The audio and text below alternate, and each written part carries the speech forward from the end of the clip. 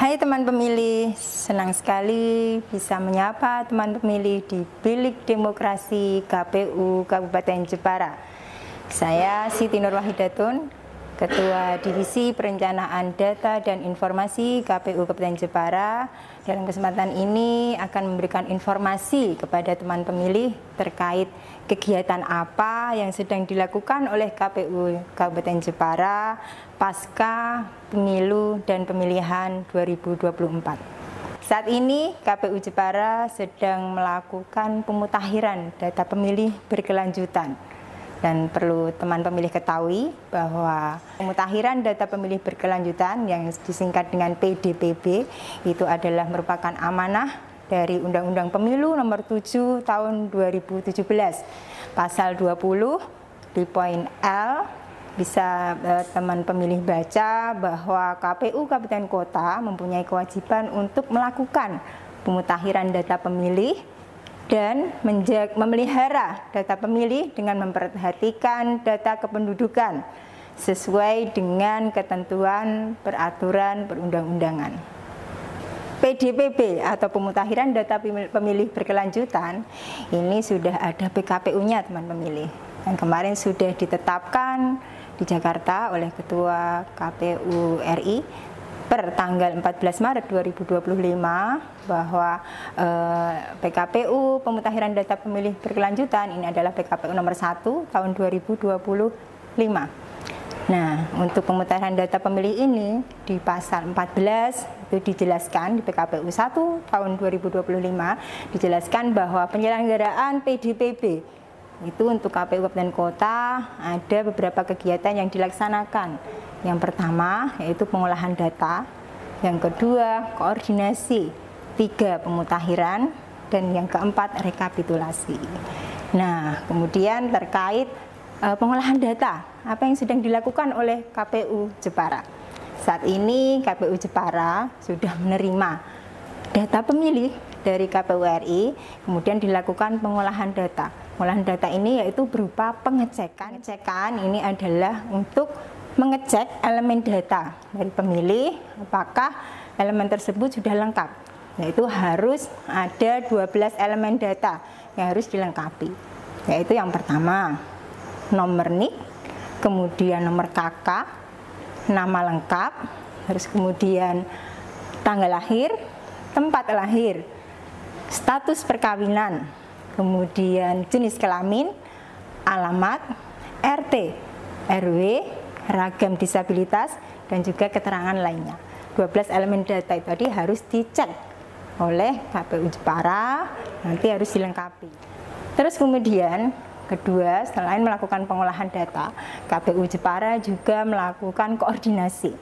Koordinasi telah kami lakukan dengan Bawaslu Kabupaten Jepara, kemudian koordinasi dengan dinas terkait, yaitu dengan Disdukcapil, dengan TNI, Polri, kemudian dengan lembaga pemasyarakatan atau rumah tahanan, kemudian dengan pemerintahan tingkat kecamatan, kelurahan, dan dengan dinas atau lembaga terkait lainnya.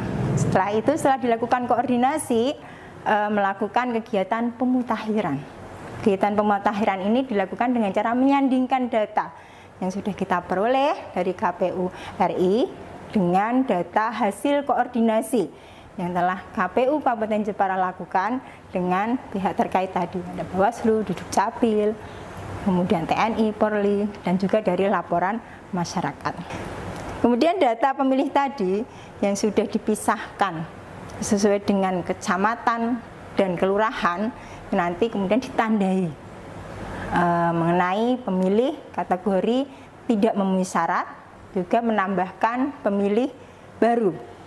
Dan teman pemilih juga harus mengetahui apa yang disebut kategori pemilih TMS atau tidak memenuhi syarat. Kategori pemilih TMS yaitu 1 meninggal dunia, kemudian pemilih ganda, kemudian pemilih yang menjadi prajurit TNI dan Polri, terus kemudian warga negara asing, pemilih yang dicabut hak politiknya oleh pengadilan yang mempunyai kekuatan hukum tetap.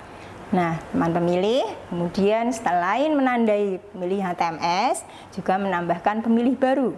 Kategori pemilih baru yaitu pemilih yang usianya genap 17 tahun pada saat penyelenggaraan pemutakhiran data pemilih berkelanjutan. Kemudian pemilih yang usianya belum 17 tahun namun sudah pernah kawin atau sudah menikah. Kemudian pemilih yang alih status atau dulu misalnya menjadi anggota TNI atau Polri dan saat ini sudah menjadi penduduk sipil. Kemudian pemilih yang sudah menyelesaikan, menjalani atau mantan narapidana yang sudah menyelesaikan menjalani masa tahanannya yang ada tambahan hukuman yang dicabut hak politiknya. Nah, setelah dilakukan pemutakhiran, KPU Jepara mempunyai kewajiban untuk melakukan rekapitulasi hasil pemutakhiran data pemilih berkelanjutan. Rekapitulasi ini dilakukan tiap 3 bulan sekali atau minimal setiap 3 bulan, yaitu dilakukan dalam pleno terbuka dengan mengundang pihak terkait. Sedangkan rekapitulasi dilakukan di tingkat KPU Provinsi dan RI dilakukan minimal setiap 6 bulan.